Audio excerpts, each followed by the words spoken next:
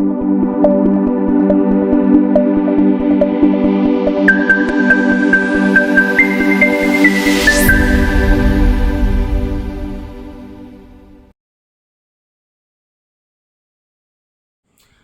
All, ഞാൻ Manish Jose, insurance adviser.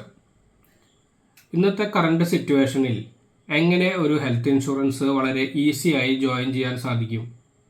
IRDAയുടെ കീഴിലുള്ള star health insurance കമ്പനിയിൽ ഇപ്പോൾ ഒരു ഹെൽത്ത് ഇൻഷുറൻസിന് ജോയിൻ ചെയ്യണമെങ്കിൽ വളരെ ലളിതമായ പല രീതികളും കമ്പനി ഇപ്പോൾ അടുത്തയിടെയായിട്ട് ഇൻട്രൊഡ്യൂസ് ചെയ്യുകയുണ്ടായി.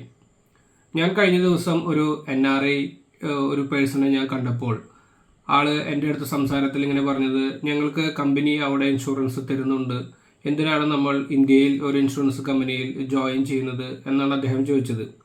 പക്ഷെ നമ്മളൊരു യാഥാർത്ഥ്യം മനസ്സിലാക്കേണ്ടത്, ആ NRI സ്റ്റാറ്റസിൽ നിൽക്കുമ്പോൾ മാത്രമാണ് നമ്മൾക്ക് ആ കമ്പനി ഇൻഷുറൻസ് പ്രൊവൈഡ് ചെയ്യുന്നുള്ളൂ.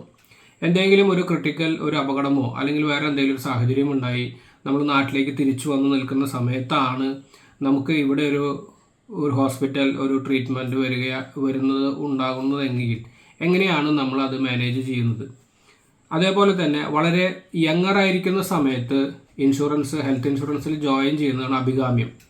നമ്മൾ വയസ്സാകും തോറും നമുക്ക് പല രീതിയിലുള്ള അസുഖങ്ങൾ വരാനുള്ള സാധ്യതകൾ കൂടുതലാണ്. വരുമ്പോൾ നമ്മൾക്ക് അതിന് വെയിറ്റിംഗ് പീരീഡ് ആയിട്ട് 3 വർഷം നമ്മൾ ആ പർട്ടിക്കുലർ അസുഖത്തിനെ നമ്മൾ കാത്തു നിൽക്കേണ്ടി വരും.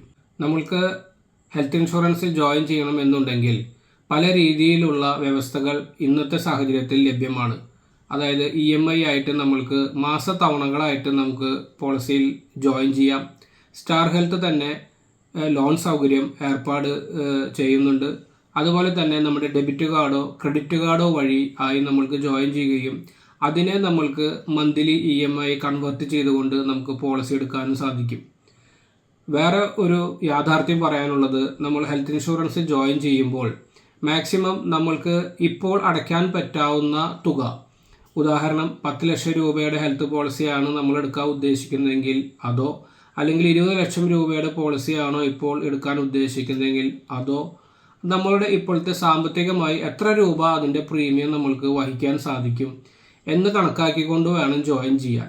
വളരെ ചെറിയ സം ഇൻഷ്യൂർഡുള്ള പോളിസികൾ ആദ്യമേ എടുത്തു വെച്ചാൽ നമ്മൾക്ക് എന്തെങ്കിലും ഒരു ശാരീരിക ബുദ്ധിമുട്ട് വന്നു, പിന്നെ നമ്മുടെ സം ഇൻഷ്യൂർഡ് കൂട്ടണം എന്ന് വിചാരിച്ചാൽ ഒരു പക്ഷേ കമ്പനി നമുക്ക് ചിലപ്പോൾ അതിനുള്ള അപ്രൂവൽ തന്നോളണം എന്നില്ല. അത് കാരണം കൊണ്ട് ഫസ്റ്റ് തന്നെ നമ്മൾ പോളിസിയിൽ ഹെൽത്ത് ഇൻഷുറൻസിൽ ജോയിൻ ചെയ്യുമ്പോൾ തന്നെ നമ്മൾക്ക് ഇപ്പോൾ മാക്സിമം അടയ്ക്കാൻ പറ്റാവുന്ന പ്രീമിയത്തിനനുസരിച്ചുള്ള സം ഇൻഷ്യൂർഡുമായി പോളിസിയിൽ ജോയിൻ ചെയ്യുക.